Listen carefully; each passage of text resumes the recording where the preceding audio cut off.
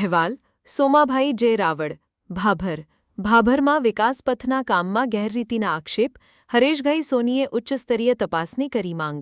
ભાભર શહેરમાં ચાલી રહેલા વિકાસપથના કામને લઈને સ્થાનિક આગેવાન હરેશભાઈ સોનીએ ગંભીર આક્ષેપો કર્યા છે તેમના જણાવ્યા મુજબ વિકાસપથના રોડના કામમાં ગુણવત્તાનો અભાવ જોવા મળી રહ્યો છે અને કામ દરમિયાન અનેક પ્રકારની ગેરરીતિઓ થઈ રહી હોવાની શંકા વ્યક્ત કરી છે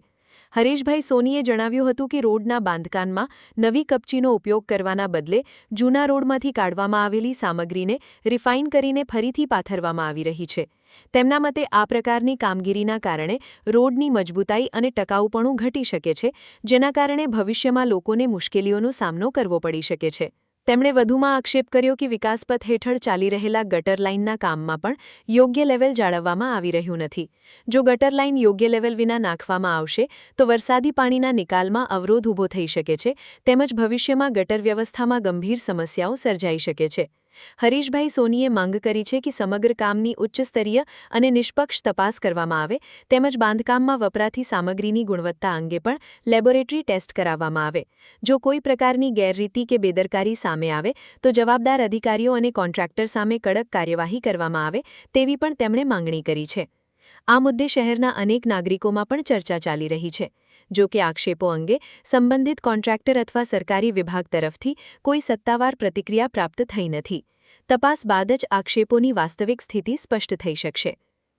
અહેવાલ સોમાભાઈ જે રાવળ ભાભર આવી રહ્યો છે આ બાબતે શું કહેશો આપ બિલકુલ કે આજે મેં નજરે જોયું છે અને હું પણ અને નગરપાલિકાના પ્રમુખ પણ આવી અને આ જે વિકાસપથનું કામ છે એ પણ એ લોકોની બિલકુલ રોકટોક વગર અને બિલકુલ બોગસ કામ કરી રહ્યા છે અને વારંવાર આ લોકોને છાસવારે કહેવા છતાં પણ આ લોકો કોઈ ગણકારતા છે નહીં વિકાસપથે પણ આ વિનાશપથનું કામ ચાલી રહ્યું હોય એવું લાગી રહ્યું છે કે નથી ગટરોના લેવલના કોઈ ઠેકાણા કે અહીંયા આપ જોઈ શકો છો કે અહીંયા જે છે અહીંયા 3 ફૂટ વચ્ચે ગેપ છે બરાબર તો અહીંયા એક બાજુ લાઠી બજારમાં જવાના રસ્તે એકદમ નીચો ભાગ કરી દે 2 ફૂટથી 2 થી 2.5 ફૂટનું અંતર છે તો કોઈ પણ જગ્યાએ નથી ઢાંકણાના ઠેકાણા નથી ગટરોના ઠેકાણા નથી પાઇપલાઇનનો જે કનેક્શન છે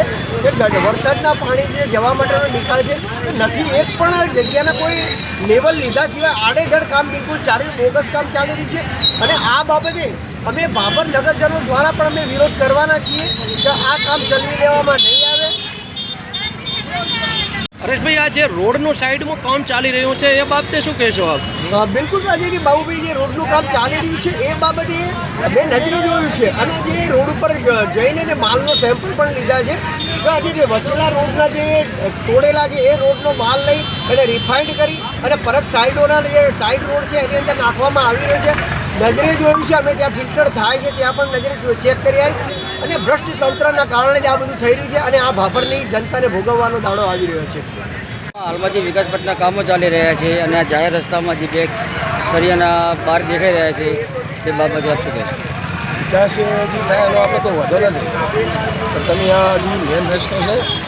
તો પટેલ બોરિંગ આવે છે અને ભાભરનો મેન રસ્તો હોય તો આ કોન્ટ્રાક્ટરની બેદરકારી એવી છે ને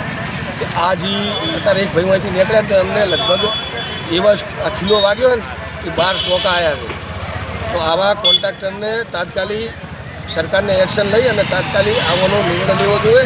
ન કે અમની કોન્ટ્રાક્ટરની બેદરકારીના કારણે પબ્લિકનો મરો છે 1200-1500 તો છોકરા ભણે પટેલ બોર્ડિંગની અંદર તો અમને તાત્કાલિક આ નિર્ણય લઈ લેવો જોઈએ